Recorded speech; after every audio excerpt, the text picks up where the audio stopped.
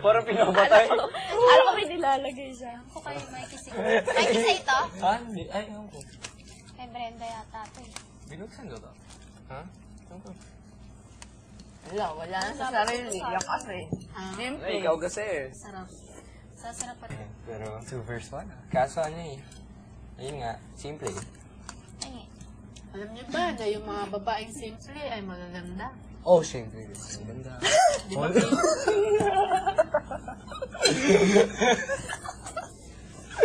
Wholesome.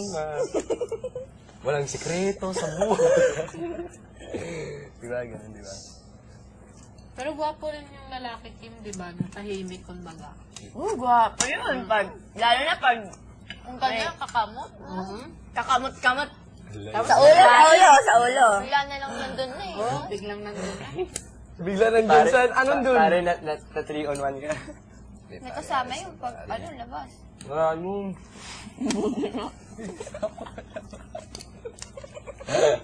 Ikaw, Kim, hindi na pa. Sa akin, pinapansin yung pa ako, tapos ang kamay ko, bigla. Ganon. Meron na lang, pagkakamot ako. Ano ba?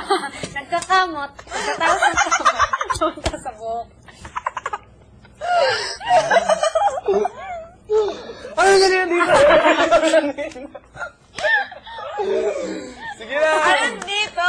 Kitang-kita ko. Oo nga! Dito lang, gano'n. Ano? Kitang-kita ko yung stretch mo. Hoy, okay na yun! Si stress mo kanina? Ha? Nakita mo yan? Ha? Stretch mo. Hello! Grabe mo kay Kuya, no? No. Wala rin. Grabe mo mag- Naggaling ko na kanina. Ano stress? I love you, bro. OA na to, Bo. Promise. Ano stress? Stress mo kanina? Ha? Po, bawal suning...